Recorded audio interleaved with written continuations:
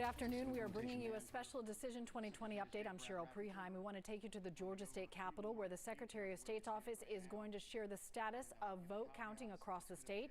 Just about 15,000 votes separating Donald Trump and Joe Biden for Georgia's 16 electoral votes. Let's listen in. Approximately 47,277 ballots still outstanding that are with the counties currently. And I'll go through the list as we did last time. Then I'll try to come back and give some specifics as to where we stand. Chatham, 17,157. Clayton, 6,026. Cobb, 700. Floyd, 682. Forsyth, 4,713. Fulton, 7,305. Gwinnett, 4,800. Harris, 3,641. And Lawrence, 1,797. And the little one down here at the bottom, Taylor, 456. Now I'm going to go through and kind of give you where we stand and the situations behind these numbers. So we'll start at the top. And if you notice, several of the counties that were there this morning have now dropped off as they have completed their uploads of the ballots that they had in hand. Chatham County is still currently scanning. I know they're working. We have an investigator there just to keep an eye on things, because at some point one of y'all are going to ask me what happened down there, and I need to be able to answer with first-hand account from our own people. So that's what's happening there. Clayton County, we talked to them this morning, and again after lunch. They're continuing to work. They have continued to scan and make uploads. As you notice, their total has dropped. Cobb County is continuing to finish off their ballots there. Floyd, I don't have a clear answer on the 682 just yet. Forsyth, Mandy, who's a great elections director, is working to get through that stuff. She is very much on the side of being accurate rather than being fast in some ways, which is really good and helpful because she is a very diligent director. Fulton continues to draw down their number. They have 7,305. Again, with the work of our monitor in there, we're keeping a close eye on that number. There were 1,200 ballots went through a second stage of signature match. They were brought over from State Farm Arena today. They're inside that total. One other specific item I have from Fulton County is they have 3,900 provisionals. I do not know the coding on those provisionals. As you may or may not know, depending on the coding, there has to be actions done by the voter, or there's an automatic acceptance of those ballots. Again, depending on the coding of those, and I do not have that detail. Gwinnett is down to 4,800. We had discussions with them about why they had the 7,700 out there. Part of that is just a scanning differential between the accepted ballots and those were reported. So their actual total is about 4,400 of the absentee ballots to scan and report. And they did have an issue that was asked about earlier this morning. They had a corrupt memory card on one of the early voting ICPs, the polling place scanners. They discovered that. They took the ballots from that. They rescanned those, and those will be included in the totals. It's approximately 400 votes, and that is included in the 4,800. But that's one of the benefits of having a paper backup, is that you can, if those situations occur, you can take care of those. Harris is continuing to work. Lawrence County, we talked to them this afternoon, and they are trying to figure out exactly where the batches are for the 797, because they had thought they had uploaded them, and they looked and realized they had not. Taylor had a unique issue. They did their absentee ballot printing in-house. Something along the way made the ballots not the appropriate size. So if you have a ballot that is based on coordinates, which a hand-marked ballot is, and it is not the right size, it cannot be scanned. So they're going through the process of duplicating each of those ballots on the ballot marking devices, and then what they have to do is have to take the original ballot and the duplicate ballot so they can tie them together, have to be marked that each one matches to the other one to keep a paper trail alive of the original artifact of the voter. They will take those ballots, and it's 456 of them, and then run them through their scanner. They are a little over halfway through that process right now. As you can imagine, it's an arduous process. You want to be precise and make sure you get the ballot reflecting exactly what the intended vote of the voter was. So again, that gets to a total of 47,277. On another note, following up on another question that was asked earlier today, we have, this is included in the counts we have right now. There are 17,529 UACAVA, which is our military and overseas ballots, that have been accepted in the counties. And as I noted earlier, under the federal laws, the UACAVA ballots that are postmarked by Tuesday can be accepted up to tomorrow, Friday. So of the pool of those, there are 8,899. That doesn't mean that any of them will arrive, or it means that all of them could arrive. We have no way of knowing that number. So I just want to make that clear. It's not there's 8,900 ballots to be counted. Those are ones that could arrive to be counted in any subset thereof. So with that, I will answer any questions you may have. Mr. Secretary, can you tell us how long you think it will take for the count to be finished? Well, let's see. First of all, not the Secretary. I'm the statewide voting system implementation manager. I apologize. Let me ask you that question again. Yeah. How long do you think it will take for these? Again, as we've been stating for weeks and months, that with the advent of paper, it's going to take time. We anticipate having the count quote unquote done when the legal deadline for certification is, which is going to be 10 days after the election. That's when we're done, because there are ballots that are still coming in, there are ballots to be cured, there are ballots that are provisionals that are to be verified. So we can't know how long the process will take. We hope to have clarity on the outcomes of these elections as soon as possible. However, when you have so many important elections in the state being so close, done is a very relative term at this point. We're trying to get all the legal votes counted accurately so we can get the right results and make sure that everybody's vote is reflected properly. So do you think the counting will be more? Yes, sir. What's your message to people around the state and around the country who claim the amount of time it's taken Georgia is some sort of effort to steal an election or cheat? The effort here is to make sure that everybody's vote, legal vote, is counted properly and that the actual results are reflective of the voters' intent. The issue we have in Georgia is, like I just said, it's a close vote. There's other states that have more votes to count than we do, but it's a wide margin, so nobody cares. So this is the first time we've used paper ballots in this state in 20 years. So as we said, 2 weeks ago, 3 weeks ago, the Secretary stood where I'm standing and said, this is going to take a little more time. These close elections require us to be diligent and make sure we do everything right. If I recall, Yes, sir. Mr. Sterling, can you talk a little bit about the recount process if we get to that point, given how close some of these races, especially the presidential races, what happens and when will that happen? Under the law in the state, there's two different ways you can request a recount. You can request it before certification if you are going to allege that there's any specific irregularity that has occurred. That would be a county by county function. We don't see a mechanism in place to call for a statewide recount under that scenario. The second way is it would have to be after certification, and whether that's county certification or state certification, I will leave that to lawyers. But it would potentially be after the state certification. And then at that point, one of the good things we have happening today is that we have been setting up for our risk limiting audit, and in doing that, we have what's called ballot manifests, where we know the amount of ballots at each one, and they are tracked so we know exactly how many there are. And the rule we passed to help define the recount after we passed HB 316, which was our election reform law that was supported by Secretary Raffensperger, was that essentially you would take a sample amount of ballots, run them through the scanner, make sure that it matched what we saw there, and then you would rescan those ballots on the central scanners called the ICC at each one of the counties. In anticipation of this, as I noted in our conference earlier, the Secretary directed that we procure the high-speed, high-capacity scanners for each and every county, regardless of population, for just such an occasion as this. In your Yes, John. experience, what is the cost of a recount? How long does a recount take, given this volume of votes?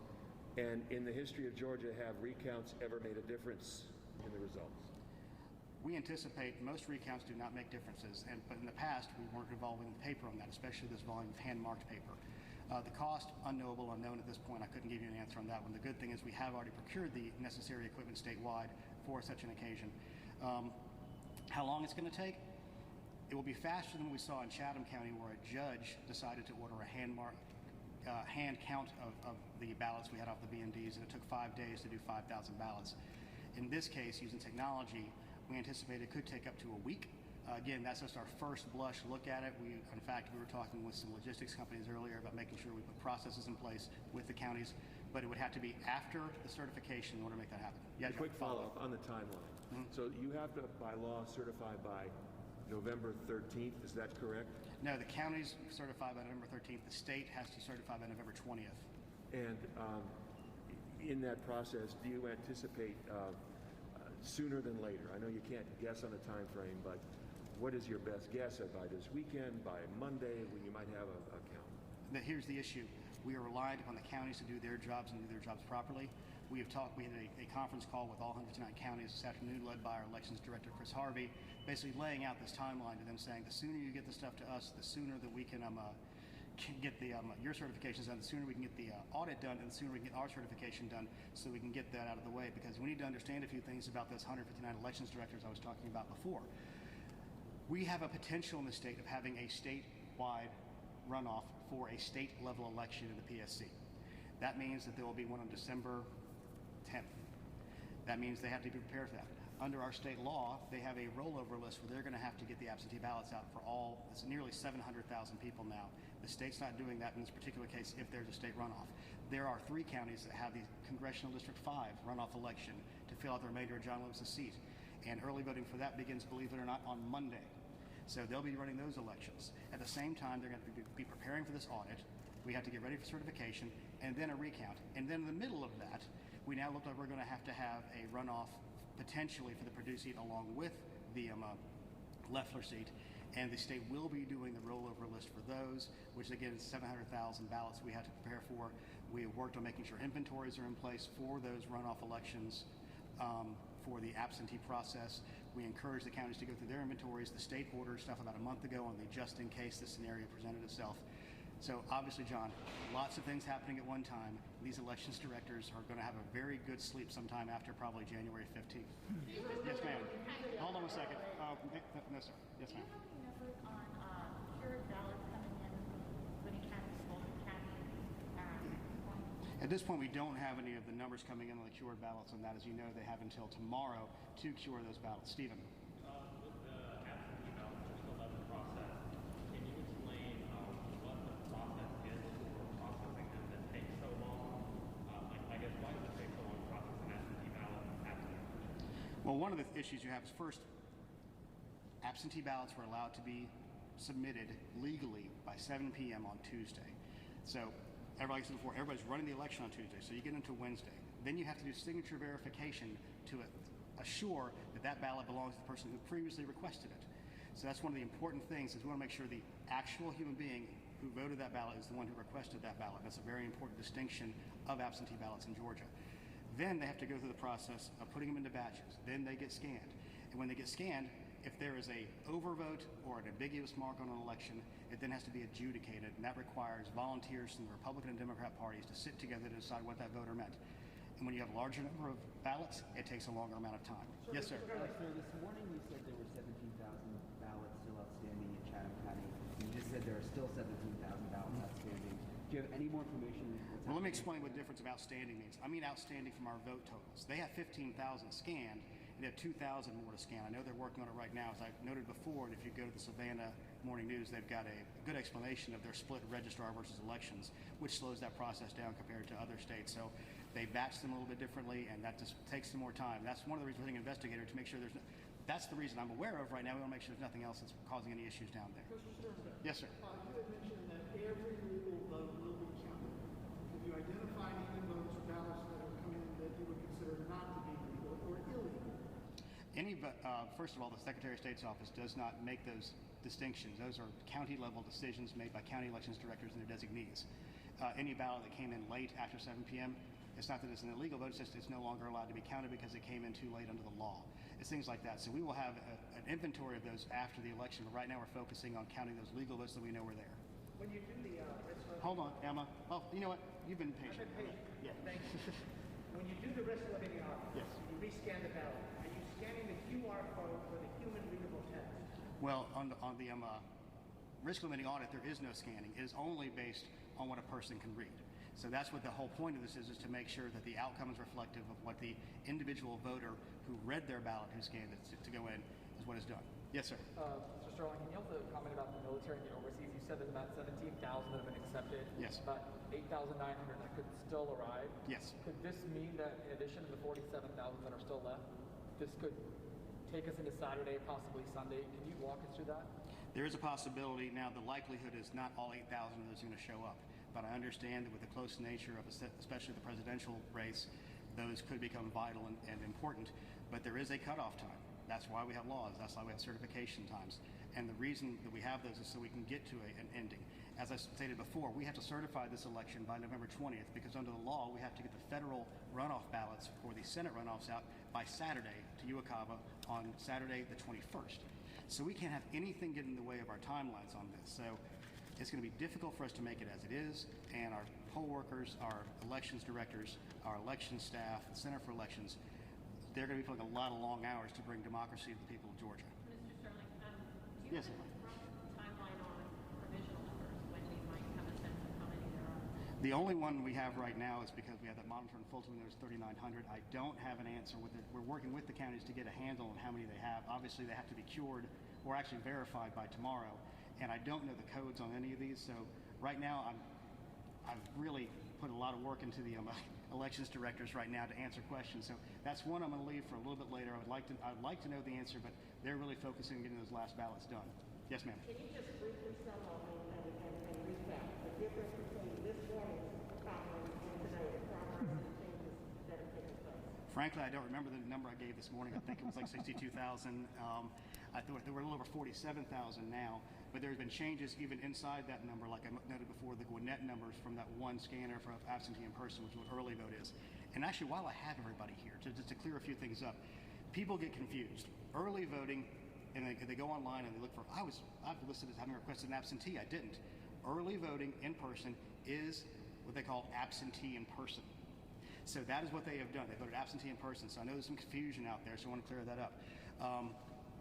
We feel like we're in a very good position to have most of it done. Heck, we've got most of it done now. We're down to the final percent or so, which when a race is this close, obviously everybody wants to know when's it going to be over. The only outlying edge we have is the certification deadlines. Yes, sir. What answer do you have for the president who keeps insinuating cheating in this process? Is that a straight answer? My straight answer in this state with these elections directors is they're doing the best to make sure that every legal vote is counted, and the outcome will be whatever the voters of Georgia have chosen. And yes, it's a tight race. So be patient. The outcome will be certified. We will have an audit, so we will all know that the outcome is correct. Mr. Chair, a quick follow-up on provisional. Hold on, CNN, what was that? A quick follow-up on provisional. What time tomorrow is the deadline? Is it end of business day, or is there 5 p.m.? You know, I'm not sure. I have to get back to you with that. I mean, my assumption would probably be end of business day. It's not going to be midnight for some of these people because we have to have people operate their regular business hours. Yes. The Secretary of State. What's that? Where is the Secretary of State? He's in meetings trying to keep up with a lot of this stuff right now. I'm the numbers guy, so I get to talk about some of this stuff. Yes, sir. Like the jacket, by the way. Can an individual voter validate his vote? I know you can see whether or not it's been accepted or not, but can they validate it as to the accuracy of who they actually voted for? There is no paper trail to go back because under the state constitution of Georgia, it is a private vote. As an absentee ballot, we have a secrecy sleeve around that. So once it is verified as having come in, the secrecy sleeve is separated from the individual so that when they open the ballot, they don't know who that's tied back to. So there's no way for the person to verify it once it's been cast. Every single vote has to be looked at and examined by that individual voter as they send it in. And with the outcomes we've seen, this pretty much falls in line with everything we've been looking at. Do you keep that data and it's just in separate databases? Everybody's credit for voting is there, absolutely, but there's no physical way to tie a vote back to a person. That would lead to things like vote buying. It's the reason we don't allow photography of your ballot in the booth. What else we got? Yes, ma'am. Go over the investigators in Chatham County. What exactly are they overlooking at this point?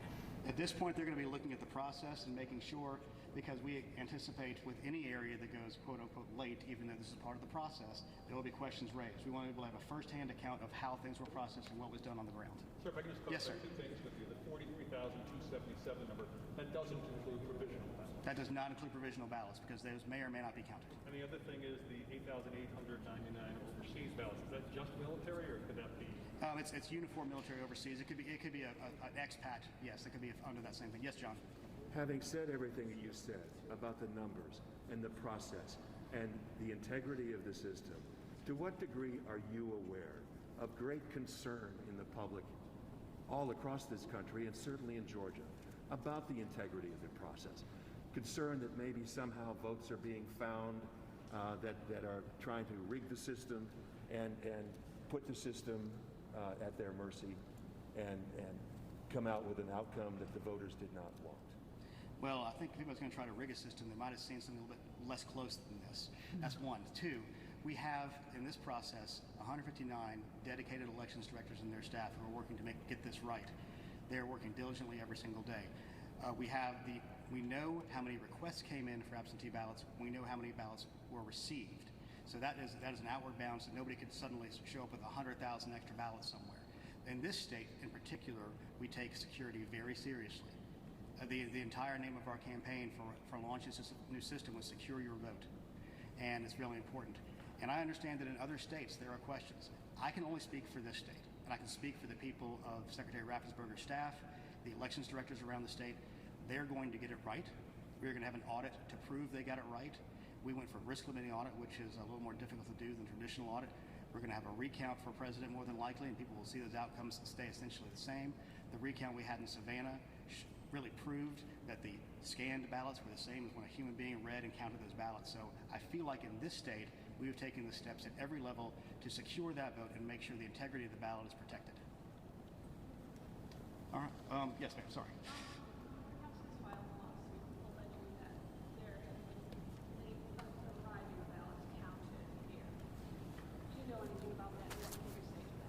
I know they filed that lawsuit. Anything else? All right, thank you all very much. Have a great day. Quickly, will you John, anticipate come on, any one other more? briefings tonight? Will you have any updates that we can have access to? We have been sending out reports about every half an hour of the ballot counts as they come in. We will try to supplement those with county level counts as well if we can get to that point. But the main thing is balloting is continuing, ballot processing and counting is continuing. We have the basic pool of ballots that are there, so we know the outward edges of these things. Again, I said I was prayerful we would be done today, this morning. I am still prayerful for that, but if it has to go to tomorrow to make sure that we get it accurately done, then so be it. So thanks a lot, guys. Thank you. Thank you. We've been listening to Gabriel Sterling, the voting system implementation manager for the Georgia Secretary of State's office, and there are a lot of headlines, maybe the largest being there are 47,277 votes left to count and put into the system in a race here in Georgia that only is separated between President Trump and former Vice President Joe Biden. I just refreshed the website, and the difference between the two is 12,835 votes. So when you look at the percentages here, it's almost misleading because it's tenths of a percentage between Mr. Trump and Mr. Biden. So what we're talking about is 12,835 votes, which is why the Secretary of State's office is going county by county to let us know which counties have which outstanding votes. Also interesting that Mr. Sterling talked about the fast turnaround time in what looks to be 2 runoff elections now for Senate seats for the state of Georgia, those being the seats with David Perdue and John Ossoff, and also the special election runoff between Raphael Warnock and Senator Kelly Loeffler. So a lot to unpack here. I want to send it over to Brendan Keefe, who's been following the county. Oh, I'm sorry. We'll send it in a little bit. We've been following the county by county breakdown because that is such a key part of that. The greatest number outstanding votes right now are in Chatham County, 17,000 votes there. Fulton County still has 7,300 votes, and then a number of other counties peppered in as well. Another headline I think that's important to reiterate that Mr. Sterling talked about was the integrity of the voting process. Secretary of State Brad Raffensperger said yesterday that he has nothing but high praise for the way that Georgia has handled this election. He said it has been secure, it's been successful, and he said that he feels great about the integrity of it. And Secretary Raffensperger, of course, a Republican, and that's an important note, and that reiterated by Mr. Sterling today, saying, listen, they know precisely how many requests for absentee ballots they had, and they know precisely how many the state received. So there is no opportunity for ballots to just suddenly appear. That is false. That is not happening. Here is the specific percentage now that we were talking about, how close it is between President Donald Trump and former Vice President Joe Biden. The difference between them, 12,835 votes between the two. This afternoon, supporters of President Trump started protesting outside of State Farm Arena as the ballots were being processed. They're calling for a fair and legal election. Again, the Secretary of State, a Republican, says that he has felt very good about the integrity of this election, calling it safe, sensible, responsible, and they say that every single legal vote will be counted.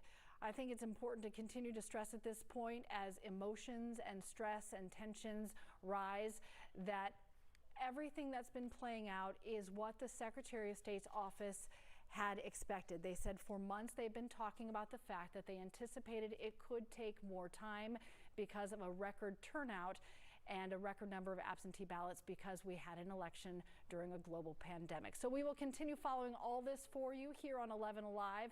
Special programming note for you tonight: NBC News continues Decision 2020 coverage in prime time. Join Lester Holt, Savannah Guthrie, Andrea Mitchell, and Chuck Todd for live coverage as developments unfold. That's at 9 p.m. right here on 11 Alive. Our coverage of the 2020 election continues online at 11alive.com. That's where you'll find real-time results, and we will have special election coverage here on 11 Alive starting at 5 p.m., then all night beginning at 7 p.m. for you on the WATL. Do one.